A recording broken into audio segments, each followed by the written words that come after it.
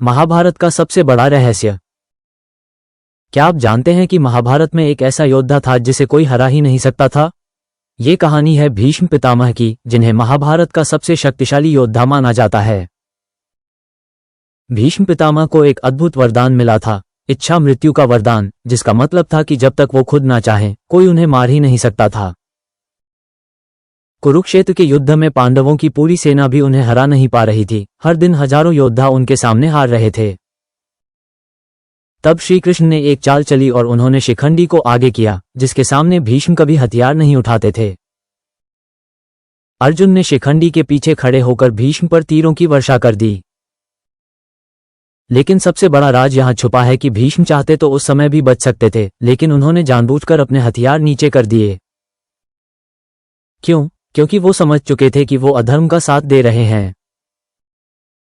तीरों की शैया पर लेटे हुए भीष्म ने मृत्यु को तुरंत स्वीकार नहीं किया। उन्होंने सही समय का इंतजार किया और तब तक जीवित रहे जब तक उन्हें उचित समय नहीं मिला।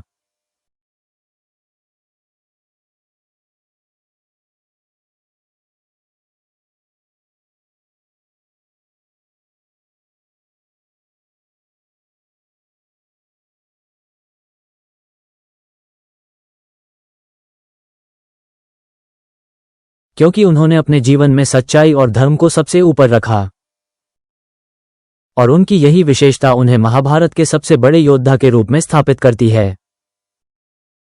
भीष्म पितामह की कहानी हमें यह भी सिखाती है कि जीवन में हमें अपने निर्णयों के लिए तैयार रहना चाहिए, और हमें अपने जीवन में सही और गलत के बीच का अंतर समझना चाहिए, ताकि हम अपने जीवन में सही निर्णय ले सकें और अपने लक्ष्यों को प्राप्त कर सकें।